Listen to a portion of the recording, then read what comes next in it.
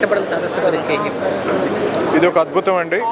ఆంధ్రప్రదేశ్ ఆర్థికాభివృద్ధికి నిన్న ఈరోజు విశాఖపట్నం వేదికగా జరుగుతున్న ఈ సిఐఐ 30వ భాగస్వామ్య సదస్సు ఏదైతే ఉందో ఇది యువగళం పాదయాత్రలో యువనేత లోకేష్ గారు చెప్పిన 20 లక్షల ఉద్యోగ అవకాశాల కల్పన అనే రికార్డుని దాటిపోతుంది. 20 లక్షలే కాదు, అదనంగా ఇంకో 10 లక్షలు కూడా ఉద్యోగ ఉపాధి అవకాశాల కల్పనకి నిన్న ఈరోజు జరుగుతున్న ఒప్పందాలు నమ్మకం కలిగిస్తున్నాయండి.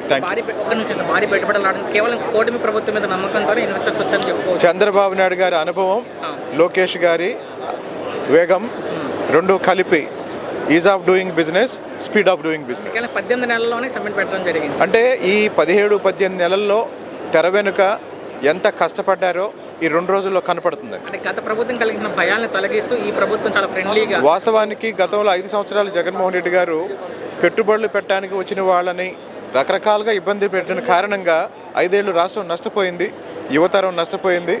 ఆ నష్టాన్ని భర్తీ చేసే స్థాయిలో ఈరోజు అంతకు మించిన వేగంతో ఇప్పుడు పెట్టుబడులను తీసుకొచ్చే కార్యక్రమం నిజాయితీగా జరుగుతుందండి. Thank you. చాలా థ్యాంక్స్ సార్. ముందుగా సార్ ఈ పెట్టుబడుల సదస్సు గురించి ఏం చెప్తారు? పెట్టుబడుల సదస్సు ఇదివరకు జరిగినటువంటి పరిస్థితుల్లో మనకి 10%, 12% మెటీరియలైజ్ అయినటువంటి పరిస్థితుల్లో అవుతాయనుకున్న సమయంలో ఆంధ్ర రాష్ట్ర దురదృష్టం ఏంటంటే అప్పుడు 2019లో ప్రభుత్వం మారింది. ఒక్కసారి ఛాన్స్ ఇవ్వండి అంటే ఒక్కసారే కదా అని చెప్పి ప్రజలు కూడా ఓకే ఒకసారి ఇద్దాం పోయింది ఏముందిలే అన్నట్టు ఇచ్చారు. ఇచ్చిన తర్వాత తెలిసింది అది సర్వనాశనం చేసేసే భస్మాసుర హస్తం అని చెప్పి అప్పుడు తెలిసింది. సో ఎవరైతే ఇన్వెస్ట్మెంట్ చేద్దామనుకున్న వాళ్ళు కూడా ఇది స్టేబుల్ గవర్నమెంట్ కాదు అని చెప్పి ఉద్దేశంతో మానేశారు. పోనీ జగన్మోహన్ రెడ్డి గారు ప్రజావేదికని ఆఖరికి 5 సంవత్సరాల తర్వాత కూలిస్తే ఇంకా పెట్టుబడులు వచ్చి ఉండి, కానీ రావటము ప్రజావేదికని కూల్చేయటము, అన్నా క్యాంటీన్లు తీసేయటము, టిట్కో హౌసెస్ని ఆపేయటము, డిస్ట్రక్టివ్ మోడ్లోకి వెళ్ళిపోయారు. ఆయన కంప్లీట్గా డిస్ట్రక్టివ్ మోడ్. దాని వలన ఇన్వెస్టర్స్ ఎవడు రాడు. అరే వచ్చిన వాళ్ళు వెనక్కిపోయారు, వచ్చిన వాళ్ళని పంపించేసే పరిస్థితి, ఉన్న ఇండస్ట్రీస్నే బయటికి పంపించేశారు. అటువంటి సిచ్యువేషన్ నుంచి మళ్ళీ ఎప్పుడైతే కూటమి ప్రభుత్వం ఉందో ప్రధానమంత్రి నరేంద్ర మోడీ గారు, పవన్ కళ్యాణ్ గారు, మంచి విజనరీ లీడర్ చంద్రబాబు నాయుడు గారు, దానికి తోడు లోకేష్ గారు, సో వీళ్ళంతా కూడా చూసి ప్రజలు మంచి ఎప్పుడైతే కూటమి కింద ఉందో మా ప్రజలు అత్యంత అద్భుతమైన మెజారిటీ ఇచ్చారు, మంచి నమ్మకం పెట్టుకుని ఇచ్చారు. ఇప్పుడు ఎప్పుడైతే మనము ఈ ప్రభుత్వం ఉందో ఇక్కడ ఎన్డీఏ ప్రభుత్వం అనాలి, ఈ ప్రభుత్వం ఇక్కడ ఉందో ప్రధానమంత్రి నరేంద్ర మోడీ గారు చేస్తున్న కార్యక్రమాలు ప్రపంచవ్యాప్తంగా ప్రధానమంత్రి నరేంద్ర మోడీ గారు is going to be one among the top 3 most powerful people in the world. అటువంటి పర్సన్ ఇక్కడ ఆంధ్ర రాష్ట్రానికి ప్రత్యేకమైన శ్రద్ధ చూపించిన వలన గూగుల్ డేటా సెంటర్ లాంటి గూగుల్ కంపెనీ సంస్థ వాళ్ళు ఇక్కడికి వచ్చి విశాఖపట్నంలో ఇన్వెస్ట్మెంట్ $15 బిలియన్ వాళ్ళు పెట్టడం జరిగింది. That is going to be a centre of attraction, that's going to be the magnetic power. And దాన్ని చూసి ఎవరైనా ఒక ఇన్వెస్టర్ పెట్టాలంటే దానికి మంచి చెడ్డలు ఆలోచించి 10 సార్లు 100 సార్లు ఆలోచిస్తేనే కానీ పెట్టినటువంటి పరిస్థితి నుంచి ఒక గూగుల్ వాళ్ళే ఇంత పెద్ద ఎత్తున ఇన్వెస్ట్మెంట్ పెట్టారంటే డ్యూ డెలిజెన్స్ చేస్తారు. చేసిన వలన మిగిలిన ఇతర కంపెనీస్ కూడా అట్రాక్ట్ అయ్యి తప్పనిసరిగా ఇక్కడ పెడితే బాగుంటుందనే ఉద్దేశంతో పెద్ద ఎత్తున ఇన్వెస్ట్మెంట్స్ వచ్చినాయి. సుమారు 12 లక్షల కోట్ల రూపాయలు ఇప్పుడు ఎంఓయూస్ సుమారుగా సైన్ అవుతున్న పరిస్థితి.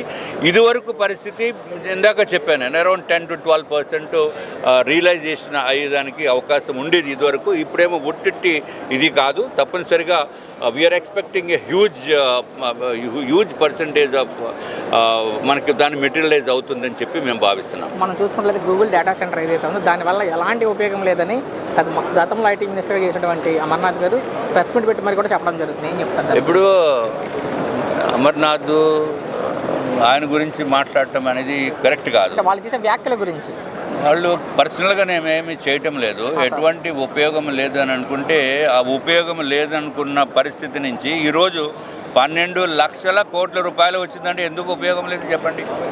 That is it not the centre of attraction? ఇప్పుడు మనము ఇక్కడ ఆంధ్ర యూనివర్సిటీ గ్రౌండ్లో పెద్ద సిఐఏ సమిట్ కనుక పెట్టి ఉండకపోతే ఇప్పుడు రామరాజు గారు లాంటి అక్కడ వ్యాపారవేత్త ఆయన ఇక్కడికి వచ్చి ఉండేవారా చెప్పండి? లేకపోతే ఇంక బోల్డ్ మంది గోడ్రేజ్ వాళ్ళు వచ్చారు, బజాజ్ వాళ్ళు వచ్చారు, పెద్ద పెద్ద 48 దేశాల నుంచి ప్రతినిధులు వచ్చారు. ఎవరికి ఇక్కడైతే మనం భోజనం పెట్టేస్తాము, ఫ్రీగా వసతి ఇస్తామని వస్తారా ఎవరన్నా? కాదు కదా. ఇవాళ మనము ఎందుకు పెడుతున్నామంటే this is what has to be done. అప్పుడు గూగుల్ డేటా సెంటర్ వలన ఎందుకు ఉపయోగం లేదంటే ఇప్పుడు గౌరవనీయులైన మాజీ మంత్రివర్యులు అమర్నాథ్ గారిని చెప్పమనండి. ఇప్పుడు దాని మూలాన ఇది ఇన్వెస్ట్మెంట్ ఇదంతా దీనికి అట్రాక్షన్కి ఏమైనా సంబంధం ఉందా లేదా అని అడగండి. అప్పుడు చెప్తారు ఆయన. పోనీ వాళ్ళు చేసినప్పుడు ఏమన్నా ఎన్ని ఐటీ కంపెనీస్ వచ్చినాయి అది కూడా అడగండి. ఇప్పుడు ఎన్ని కంపెనీస్ వచ్చినాయో చెప్పనండి. సో వాళ్ళ మాటలు వాళ్ళకి డైజెస్ట్ చేసుకోలేరు. ఇప్పుడు మీకు ఇండైజేషన్ ఉంది, సపోజ్ మీరు బాత్రూమ్ ఎక్కడుందని ఎత్తుక్కుంటూ ఉంటారు, వాళ్ళ పరిస్థితి అదే. గత ప్రభుత్వం చర్యల వల్ల భయపడి వెళ్ళిపోయిన ఇన్వెస్టర్లు అంతా కూడా తిరిగి రావడం జరుగుతుంది. సో కేవలం కూడా మీద నమ్మకంతోనే అనుకోవచ్చా? మళ్ళీ చెప్పండి. ప్రభుత్వం వల్ల తిరిగి వెళ్ళిపోయిన కంపెనీలు అన్నీ కావచ్చు, సో తిరిగి ఈ ప్రభుత్వం వచ్చాక రావడం జరుగుతుంది. మరి అంతే కదా, దాని సింపుల్ రీజన్ గత ప్రభుత్వం ఉన్న కంపెనీలను బయటికి పంపించేశారు. వస్తాము ఖచ్చితంగా వాటిని రద్దు చేస్తాము. ఇప్పటి నుంచి హెచ్చరిక బొచ్చండి ఏమొస్తాడు చూద్దాం. ఓకే.